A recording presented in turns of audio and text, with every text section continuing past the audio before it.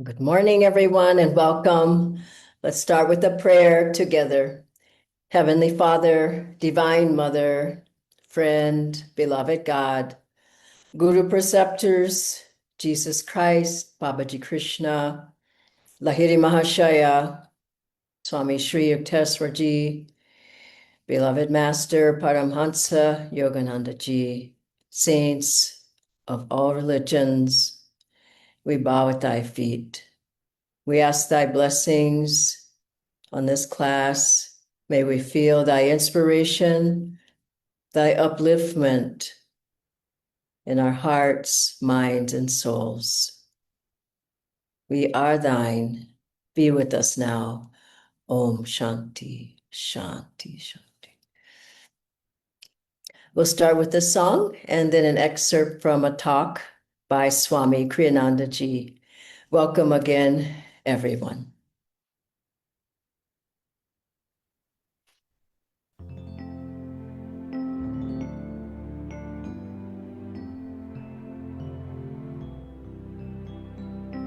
Home is a green hill, home is a wind, blowing betrayal far, far away. Home is the knowledge heaven is near, home's the end of the fray. Home is my heart's land, home's where I am. Nothing can dim the light of my soul. Home is forever, home is today. Home's a heart that is whole. Often I dream that life is a play, laughter forever and skies never gray. But when I'm silent, freed from all care, I discover my home's everywhere. Home is a green hill, home is a wind, betrayal far, far away. Home is the knowledge heaven is near. Home's the end of the fray.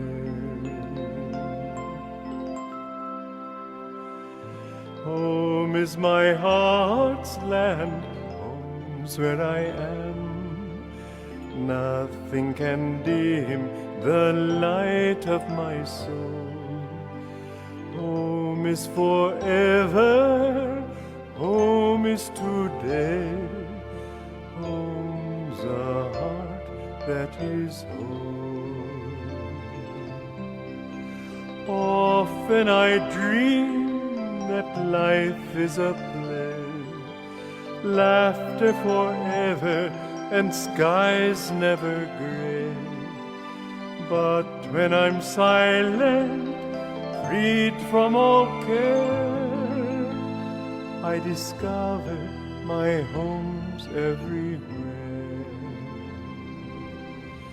Home is a green hill, home is a wind, blowing betrayal far, far away.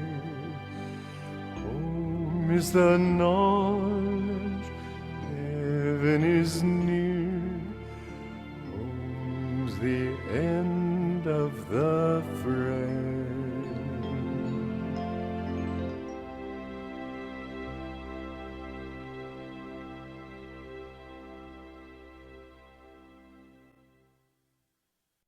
No destiny is absolute. So use your energy to practice Kriya. Use your energy to be in places like this as often as you can. It's not enough just to come once a year. Come here frequently, because in a place like this with other devotees and high vibrations, they give you the power to withstand the slings and arrows of outrageous fortune, as Shakespeare put it, when you're in the cities and in your work environment and so on. I'll never forget how one time, being very, very tired, I went into seclusion, but being so tired I didn't meditate much. I slept most of the time. When I came back I felt somewhat good, but after a week I was just as tired as ever. The next time I had the time to go into seclusion, I slept for a couple of days to change gears, and then I meditated 8 hours a day. And I found that when I came back I had such power that nothing could hold me back for many months. It took me a long time to even think of being tired again. And everything flowed better because my energy was right. When things don't flow well, it's because your energy isn't right. So remember, going off on a vacation is all very well, but when you come back, the benefits of the vacation very soon peter out, and you're left there just as harried as ever. Whereas if you go into a spiritual place, spend your time mixing with devotees, spend your time in touch with superconsciousness, spend your time meditating and chanting and being more God conscious, you'll find that that power will surround you, so that wherever you go, you carry it with you, and the sounding board that you touch will give back to you a new kind of joy, a new kind of awareness, a new kind of success. The more you live in superconsciousness, the more nothing can touch you. Good morning again, friends. I'd like to start with a reading from Ananda.org on the power of Satsang. Paramhansa Yogananda shared that next to daily meditation, one of the most important things for a spiritual aspirant is Satsang. Satsang means fellowship with truth. But in practice, it really means fellowship with other truth seekers. The principles behind satsang are very important. Whenever two or more people are together, they exchange electromagnetic vibrations with each other. The stronger magnetism, be it positive or negative, usually prevails. Yogananda says, environment is stronger than willpower. Until you evolve to the point where, like the saints, your will is strong enough to overcome any environment. Welcome again, everyone. It's nice to be back, and it's nice to talk on this very important topic of being in good company, being in the company of the saints, being in the company of the masters, being in the company of our gurus, being in the company of Divine Mother, being in the company of Guru Bhais, being in holy places, being in temples, being in really in your heart with God all the time. The truest, deepest satsang is your daily, moment by moment contact with God in your own heart, and everything else outside of you which helps you to do that, the places, the people, the events, the programs, the satsangs, whatever, they help you to feel the bliss of God, which is always there in your heart, the love that Divine Mother has for us, the peace and calmness that she gives us. This is what satsang brings. It's not an outward thing so much. We think, oh, I'm going to the center, I'm getting the satsang, I'm going to have prasad, we're going to sit and talk, and that is somewhat a part of it, but let's not forget the deepest aspect of satsang and why we have satsang is so that we can feel the blessings, the grace, the flow of God's love within ourselves. And Master, he told people to come often to where he was, to come and receive the blessings. There was two people he told, both were very busy business people. And he told, one was Rajasi Janakananda, and Master told he and another man to come as often as they could. And he's still telling us, go as often as you can, be in the vibrations of a spiritual place where his blessings flow. And one person came a lot, even though he had a very busy schedule. That's the thing. We all say, I'm too busy, I can't do it, I'm doing this or that. He came a lot, very much. And he was just taking off spiritually. And the other person had a lot of excuses. They didn't come. And Master said, he rarely came. Master said he's bogging down.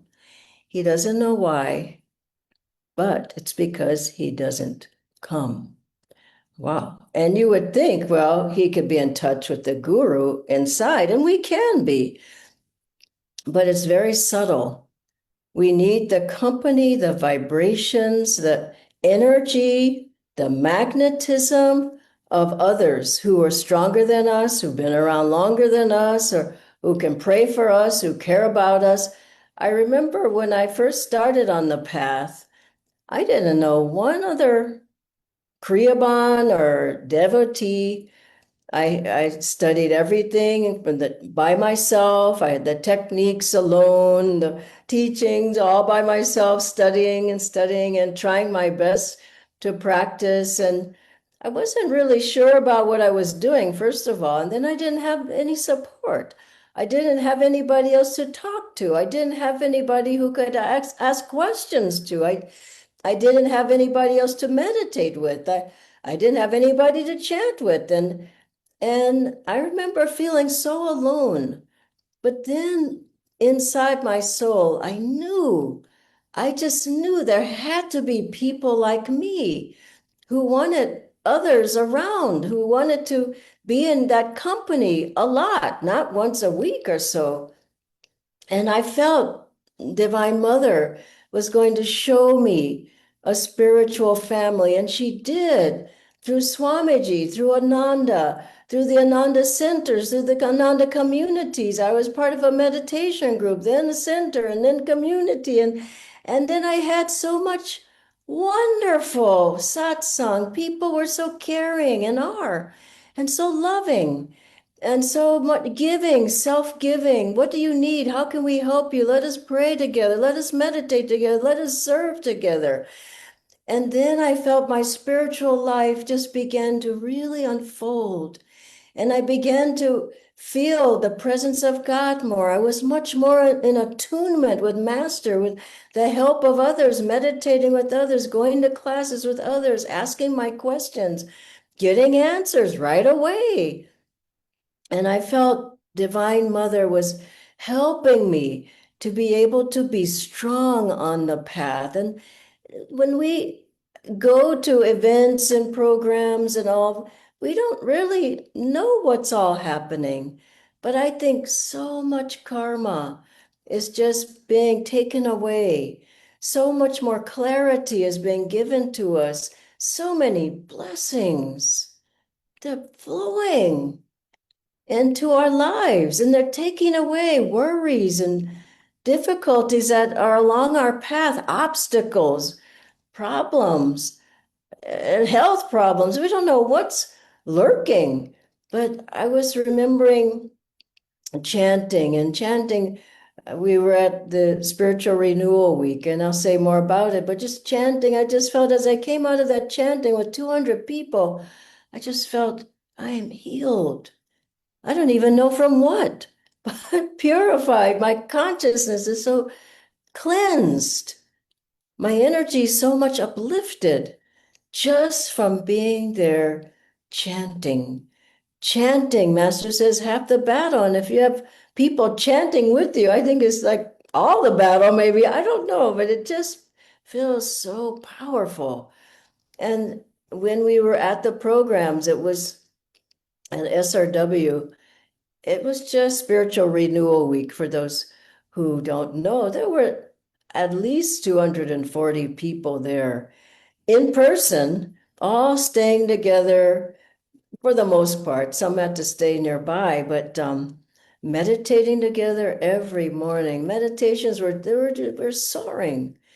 Classes with Jyotishan Deviji to have their satsang, to have the wisdom flowing from them into us. And as I already said, the chanting and the yoga postures and taking walks with people and having meals together and chatting. And we don't know what great good karma it is to have a spiritual family. And Ananda is spiritual family. And some people were there in person, many people were there online. And we have opportunities all the time to come together. It's not like once a year. As Swamiji was saying, it's not enough to come once a year. We have every week you can come to things. You can come to things with the Sangha on Tuesday nights. All Priyabans can come together. On Wednesday mornings, this program, Spirituality in Your Daily Life, is every week. It's been almost 5.5 years now. You can come every Wednesday and get inspired. Wednesday evenings, there's a healing Sangha. You can put your name there and get prayers from everybody for healing, mental, spiritual, physical healing. And now we're going to be having a wonderful Yoga and Daily Life program with Nayaswami Aditya, which will start not this Friday, but it will be on Fridays for those in Hindi, for those who speak Hindi. It's a wonderful idea. And then on Saturday mornings, we have meditation together. Sundays, there's satsangs, all the centers. So we have the opportunity to have constant satsang. And then otherwise, what's important is also that we have the inner satsang. And it's wonderful to feel that, yes, we have all this help outside, but the deepest satsang really is with God and the gurus. And having every day feel that you're in communication, you're in touch with, you're in attunement with, in your meditations. Master said, to those who think me near, I will be near. And he told one of the monks who was asking something, he said, am I not always with you? But that means we have to be open. So yes, we can have all the different programs and all, but it's, as I said, it's bringing us to a greater attunement inside. And so what can we do to have that inner upliftment, inner spiritual upliftment always happening? For sure, meditating every day with the guru, calling on the guru, chanting in your mind, Om Guru, Om Guru. Carrying a picture of Master, putting the picture in your car, playing the music, chanting on your own or chanting in your car. Play Swamiji's music for Jyotishan Deviji. Read their blogs. They come out every week. They're being translated into several different languages, we heard. And also in conversations with them that are happening every month. We can be in touch with them. Go online on YouTube. There's hundreds of talks by Swamiji. Probably the same number by different various acharyas. Jyotishan Deviji talks. There's no reason not to have satsang. You can make all the excuses in the world. There's no reason. If you can't get to a place, get online. Then there are all the books. There's 150 books. Every day, try to read something in the mornings, after you meditate, and in the evenings, before you go to bed, from Master, or from Swamiji, or from both, and feel that their blessings are with you. And let us remember a beautiful saying, there's one moment in the company of a saint can be your raft over the ocean of delusion.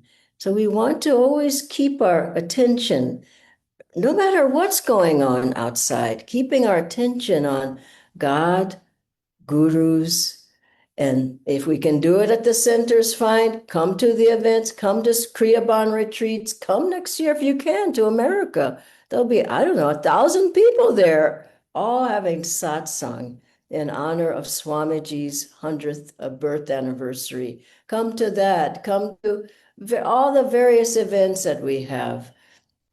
And then for sure, keep that inner connection, the inner satsang, always with God and with gurus. And you'll feel just a joy all the time flowing through you.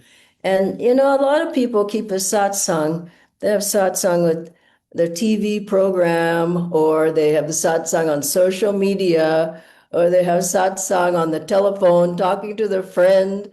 But try to just reduce that some, or a lot, by a lot, and have every day just say, I will have satsang with my gurus. I will have satsang with Divine Mother. And you'll find that everything improves. You feel so uplifted, so joyful, so full of love, and so full of light. I think the most beautiful thing I saw at Spiritual Renewal Week, which was from Wednesday all the way through Sunday. Yes, the classes were wonderful. There were Kriya initiations and all the levels of Kriya, just wonderful. Chanting, just wonderful. Everything that I mentioned. But what I came away with that I'll never forget was at the beginning, you see people come and they're a little bit stressed and, worried from their life. And by the end, it's just a flow of love and joy because they've been blessed. And as Swamiji said, that blessing lasts a long time. It lasts, I can say, the blessings I've received since the beginning of going to Spiritual Renewal Week, which it started in 1968 with Swamiji. I attended dozens and dozens of them. Now we have it in India. But the blessings you receive from that, I would say, they've built my whole spiritual life and lasted for years and years up till now. God bless you all. And I'll ask Nitendra now to join me on the screen with a few questions.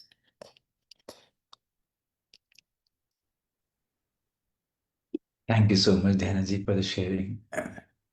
We have a few questions. The first one, Dhyanaji, is so what are the benefits that you usually receive when you go to seclusions and to events such as what you were mentioning, SRW? And did Swamiji also organize such satsangs? Yeah. We came back Sunday night and I just feel so much joy. It's hard to explain that if you haven't experienced that, but it's overwhelming. You just feel in your heart this flow of joy and that you've been touched by God. I think that's what you feel the most. And your face is glowing. Your eyes you have a bigger aura. You feel within an aura of light and protection. And you can get that. What I'm trying to say is every day. It's not just, I didn't go, so I don't have the aura of light. You have to work for it every day. And I was remembering Swamiji had told me when I was moving from Italy back to America after living there and helping with the work for 7 years. He was giving a program in the Bay Area in San Francisco. I was landing at the San Francisco airport, and Swamiji said, I'm giving a talk near there. Why don't you come to the talk? And I just, I already purchased my flight, my ticket. I was going, I had the date and everything. I just, it's going to cost me so much money to change the ticket. And, it wasn't convenient. This is what people often say. It's not convenient. But let me tell you, it's worth it. It was not convenient or not. So I didn't do it and I didn't tell him. I just didn't come. Well, he found out and I thought he'll never know.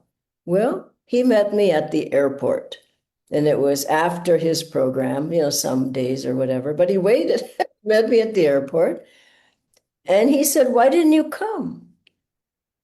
And I said, well, Swamiji, I had this, I had that, and he didn't want to hear any of that. He said, I told you to come.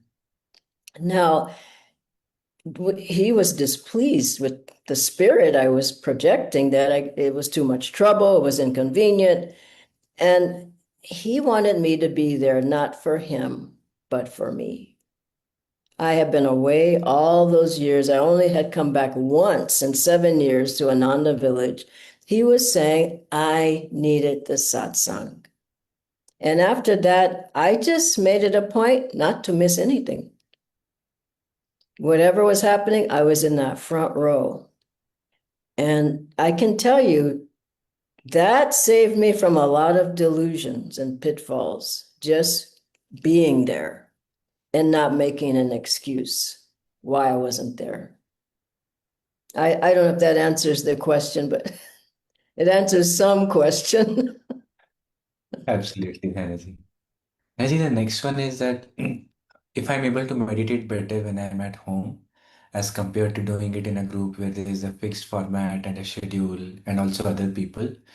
So, are there other benefits that I would get with group meditations? Why not do both and come to group meditations to get more magnetism, energy, uplifted? I mean, if you're in samadhi, maybe you can stay home. If you're not, why not get the benefit of the others who are there? And surely there's somebody in the room who's been meditating longer than you. Some people maybe meditated for decades. You just started a year ago.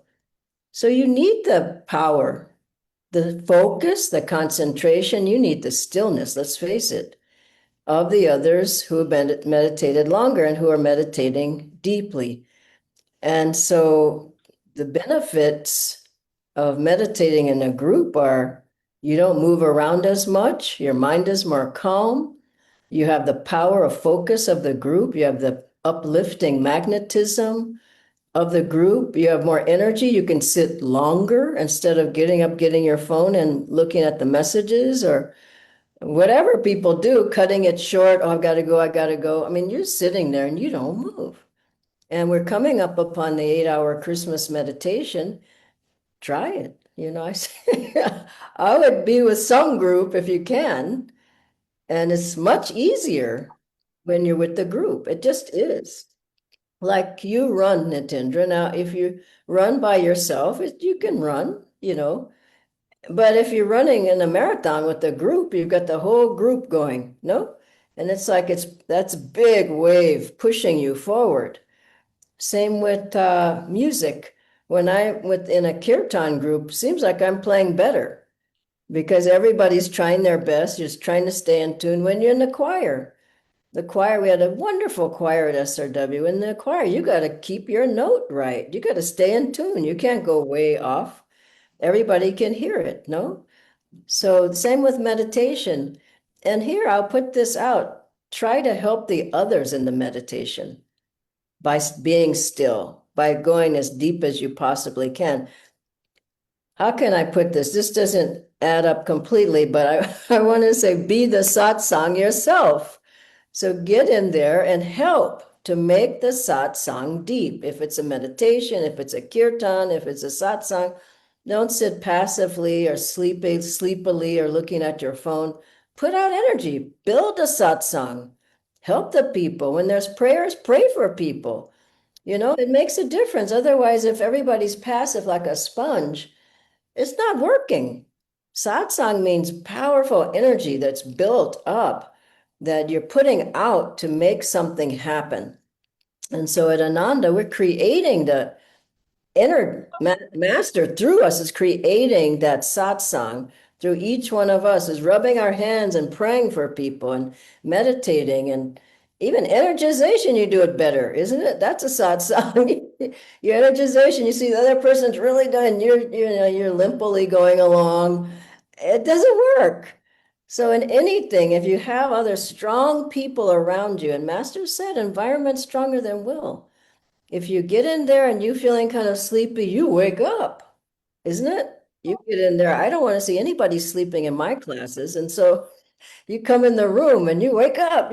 Suddenly you have energy, Suddenly you're awake and ready, where you're dragging from the car to get into the room, and then you wake up. Isn't it so? And so I think we've got to know we've got a big bonus by having a huge spiritual family anywhere you go in the world, basically. Maybe not Timbuktu, but many other places you can find some devotees and meditate together. So anyway, do you have other questions or? Just one last one, Dhyanaji. So at times satsangs do seem to look social, but is there a deeper purpose to them?